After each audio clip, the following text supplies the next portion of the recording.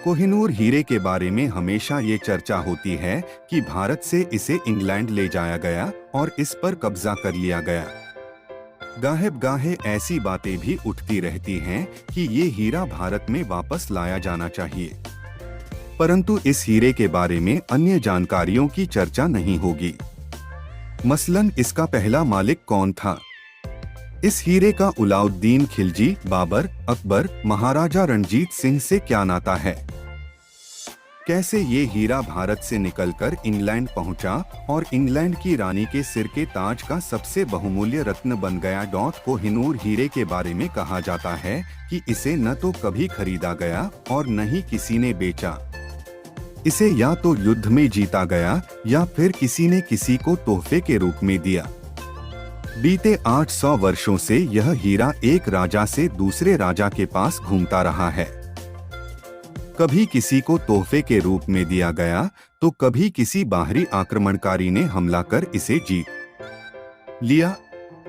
फिलहाल यह इंग्लैंड की रानी के ताज की शोभा बढ़ा रहा है। इसके खोजे जाने के बाद से अब तक की कहानी रोमांच और खून खराबे से भरी हुई है। सबसे पहले बात करते हैं इस हीरे की। तकरीबन 170 साल पहले की बात है। भारत की शान कोहिनूर हीरा भारत से इंग्लैंड पहुंच गया था। इस दुर्लभ कोहिनूर हीरे पर एक बार फिर चर्चा हो रही है। ब्रिटेन के एक टीवी पत्रकार ने लाइव बहस के दौरान इसे भारत को वापस लौटाने की बात कहकर सनसनी फैला दी है।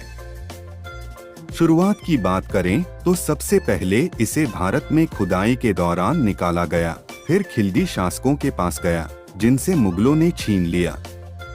एक ईरानी शासक मुगलों से छीनकर इसे भारत से बाहर ले गया तो महाराजा रणजीत सिंह इसे फिर वापस ले आए।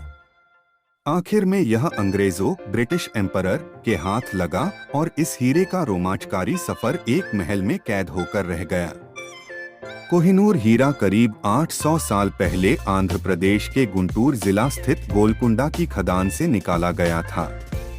तब इसे दुनिया का सबसे बड़ा हीरा माना जाता था और इसका कुल वजन 186 कैरेट था। हालांकि इसके बाद से इस हीरे को कई बार तराशा गया और इसका मूल रूप 105.6 कैरेट का है, जिसका कुल वजन करीब 21.12 ग्राम रह गया है। हालांकि अब भी यह दुनिया का सबसे बड़ा तराशा हीरा है। कहा जाता है कि जमीन से सिर्फ 13 फीट की गहराई पर यह हीरा मिला था। वैसे तो इसकी कीमत का अंदाजा लगाना मुश्किल है और न ही कभी ऑफिशियल तौर पर इसकी कीमत का खुलासा किया गया, क्योंकि इसे कभी बेचा या खरीदा नहीं गया। हालांकि अनाधिकृत तौर पर इस हीरे का आकलन करीब $1 अरब $8,000 करोड़ रुपए की कीमत के आसपास है। यह कीमत दुनिया के किसी भी हीरे की कीमत से कहीं ज्यादा है। गोलकुंडा की खदान से निकलने के बाद इस हीरे के पहले मालिक काकतीय राजवंश थे। कहा जाता है कि काकतीय राजवंश ने इस हीरे को अपनी कुलदेवी भद्रकाली की बाईं आंख में लगाया था। 14वीं शताब्दी में अलाउद्दीन खिलजी ने इस हीरे को काकतीय से लूट लिया। फिर पानीपत युद्ध में मुगल संस्थापक बाबर ने आगरा और दिल्ली किले को जीतकर इस हीरे को हथिया लिया था। ईरानी शासक नादिर शाह ने 1738 में मुगलों पर आक्रमण कर उन्हें हराया और 13वें मुगल बादशाह अहमद शाह से इस हीरे को छीनकर पहली बार भारत के बाहर ले गया।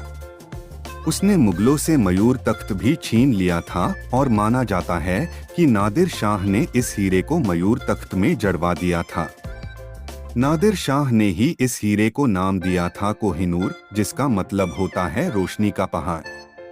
नादिर शाह के दरबारी लेखक मोहम्मद काजिम मारवी ने इस हीरे बारे में कहा था कि अगर कोई ताकतवर आदमी चारों दिशाओं और ऊपर की ओर पत्थर फेंके और जहां जहां पत्थर गिरे उस पूरे दायरे को सोने से भर दिया जाए तो भी इसकी कीमत कोहिनूर के बराबर नहीं होगी। नादिर शाह की हत्या के बाद उनके पोते शाहरुख मिर्जा को कोहिनूर मिला, जिन्होंने अफगान शासक अहमद शाह दुर्रानी की मदद से खुश होकर उन्हें तोहफे में कोहिनूर सौंप दिया। दुर्रानी का पोता सूजा शाह दुर्रानी इसे अपने ब्रेसलेट में पहनता था। सूजा शाह जब पेशावर, पाकिस्तान आया तो सिख शासक महाराजा रणजीत सिंह ने 1813 में इस हीरे को सूजा शाह से हथिया लिया और कोहिनूर एक बार फिर भारत में आ गया। हालांकि रणजीत सिंह ने इसके बदले सूजा को 1.25 लाख रुपए दिए थे। अंग्रेज और सिखों के बीच हुए पहले युद्ध में हार के बाद गुलाब सिंह को जम्मू कश्मीर का पहला राजा नियुक्त किया गया। 29 मार्च 1849 को सिखों और अंग्रेजों के बीच दूसरा युद्ध हुआ और सिखों का शासन खत्म हो गया। महाराजा की अन्य संपत्तियों के साथ ही कोहिनूर को भी क्वीन विक्टोरिया को सौंप दिया गया।